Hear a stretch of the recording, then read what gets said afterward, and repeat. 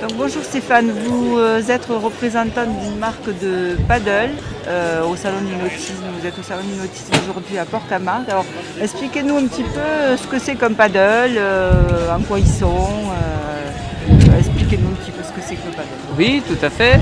Donc nous en fait nous fabriquons des paddles gonflables, que du gonflable, parce qu'en fait ça permet d'être très compact, de tenir dans un sac à dos, de pouvoir être utilisé sur un bateau ou avec un camping-car, ou dans une petite voiture simplement, de toujours promener ça avec soi très facilement. Et l'intérêt c'est que c'est au niveau structure très rigide, parce que le principe est de coudre le dessus et le dessous de la planche avec des milliers de fils pour qu'effectivement quand on exerce après une forte pression au gonflage, la planche reste dans son état, dans son volume préservé et peut accueillir jusqu'à 120 kg des utilisateurs qui peuvent pagayer debout en toute sécurité avec un bon équilibre. Et quand vous dites que du gonflable, ça veut dire qu'il y en existe qui ne sont pas gonflables? Oui, il existe des stand-up paddle en rigide, en époxy, avec comme avantage sur les vagues d'être un peu plus performants parce qu'ils attaquent un peu mieux, ils arrivent plus facilement à attraper les vagues. Mais l'inconvénient, c'est que c'est fragile quand ça heurte un rocher, quand ça heurte même le bitume quand on est à terre, et aussi au niveau sécurité. Parce que sur les subgonflables, c'est du PVC, et c'est de l'EVA qu'il y a dessus, donc les grands ou les petits, quand on tombe, on ne peut pas se faire de bosse, on ne peut pas s'abîmer le ventre, les antidérapants aussi sont très soft. Et le paddle, il n'y a pas de voile, donc par rapport à la planche à voile, il n'y a pas besoin de savoir connaître les vents. Voilà, il n'y a pas besoin d'apprentissage. C'est bon pour le touriste.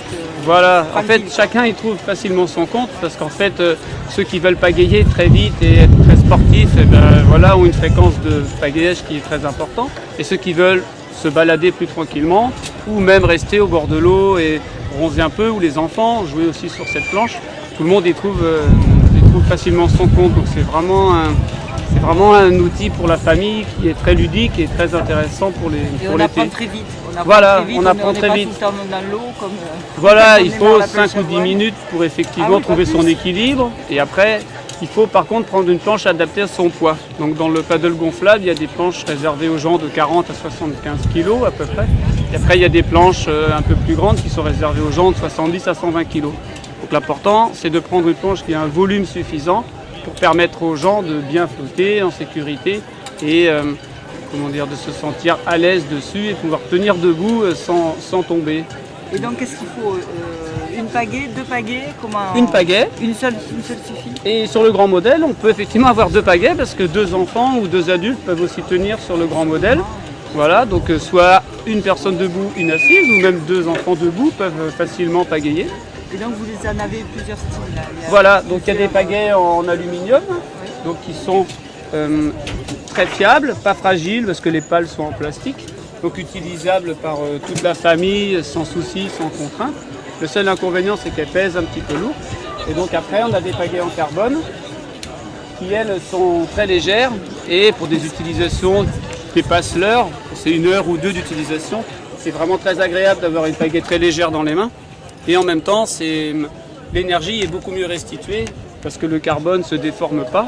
Toute l'énergie qu'on met à ramer se retranscrit bien pour la propulsion du paddle. Et ça, c'est un sport c'est des compétitions. Bien sûr.